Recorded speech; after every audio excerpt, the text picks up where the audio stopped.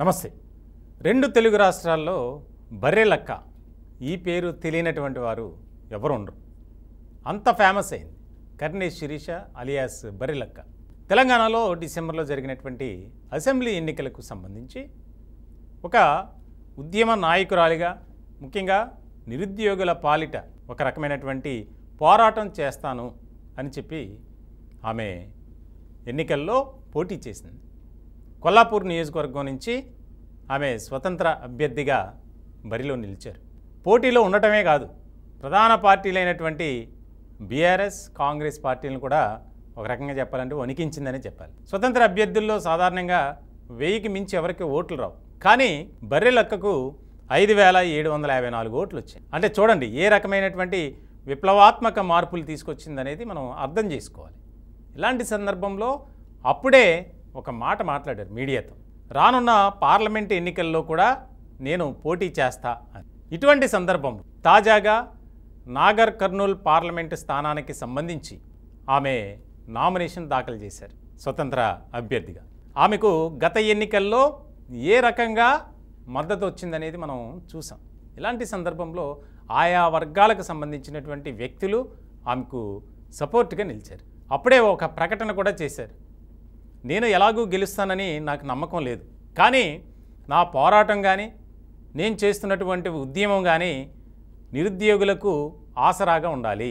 ఎక్కడైతే ఉద్యోగాలు కల్పిస్తామని చెప్పి అధికారంలోకి వస్తున్నటువంటి ప్రభుత్వాలు నిరుద్యోగ సమస్యను పరిష్కరించడంలో ఎలాంటి చర్యలు తీసుకోవటం లేదు. ఇలాంటి క్రమంలోనే తెలంగాణలో ప్రభుత్వం మారింది, కాంగ్రెస్ అధికారంలోకి వచ్చింది.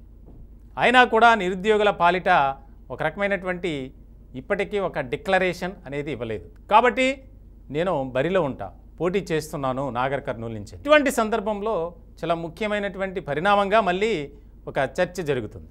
గతంలో ఆమె చేసినటువంటి ప్రచారం కానీ చాలా స్వల్పమే, కొద్దిగా మాత్రమే. కానీ ఆమెకు వచ్చినటువంటి ఆదరణ, తక్కువ సమయంలో ఆమె ఒక మంచి నాయకురాలిగా గుర్తింపు తెచ్చుకున్నటువంటి పరిస్థితి. ఇలాంటి క్రమంలో నాగర్ కర్నూల్ పార్లమెంటు స్థానంలో స్వతంత్ర అభ్యర్థిగా పోటీ చేస్తున్నాను అని ప్రకటించి కొద్ది గంటల్లోనే నామినేషన్ దాఖలు చేశారు. ఇటీవల వివాహం కూడా చేసుకున్నారు బర్రెలక్క. ఇటువంటి క్రమంలో ఒక రకమైనటువంటి ఆలోచన విధానం అనేది మార్చాలి. నిరుద్యోగులంతా సంఘటితంగా పోరాడితే ఖచ్చితంగా మన హక్కులను మనం సాధించుకోవచ్చు. ఏదైనా సరే పోరాట స్ఫూర్తి ఉండాలి. గెలుపోటములు సహజమే, కానీ మనం ఏం చేసాం, మనం ఎలాంటి సందేశాన్ని ఇస్తున్నాం అనేది ముఖ్యం. అందుకే నేను మళ్ళీ పార్లమెంటు బరిలో కూడా నిలవాలనుకుంటున్నా. ప్రజలు నన్ను నమ్మి నాకు ఓట్లు వేస్తారని విశ్వాసంతో ఉన్నా. నేను ఎలాగూ గెలవను, కానీ కొంతైనా ఒక రకమైనటువంటి మార్పుని తీసుకురావాలి. ఆ దిశగానే అడుగులు వేస్తాను. భవిష్యత్ కాలంలో నిరుద్యోగులకు కాంగ్రెస్ ఇచ్చినటువంటి హామీలను నిలబెట్టుకోకపోతే నా పోరాటం నిరుద్యోగులతో కలిసి రాష్ట్ర వ్యాప్తంగా కొనసాగుతూనే ఉంటుంది. త్వరలోనే బస్సు యాత్ర కూడా చేపట్టాలనే ఆలోచనతో ఉన్నా.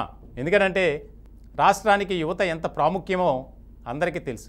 ఇలాంటి సందర్భంలో ఆ యువత యొక్క సంక్షేమాన్ని గాలిలోకి వదిలేసి ప్రస్తుతం ఉన్నటువంటి రాజకీయ వ్యవస్థలు పనిచేస్తున్నాయి. వారిపై నా పోరాటం, తద్వారా మా హక్కులను మేము కాపాడుకోవటం, మాకు రావాల్సినటువంటి ఉద్యోగాలు ఏవైతే ఉన్నాయో వాటిని సాధించుకోవడం, ఇదే మెయిన్ ఎజెండాగా నేను వెళ్తున్నాను అని ఒక ప్రకటన చేశారు. మొత్తానికి రాజకీయ వర్గాల్లో ఆసక్తికరమైనటువంటి చర్చ జరుగుతోంది.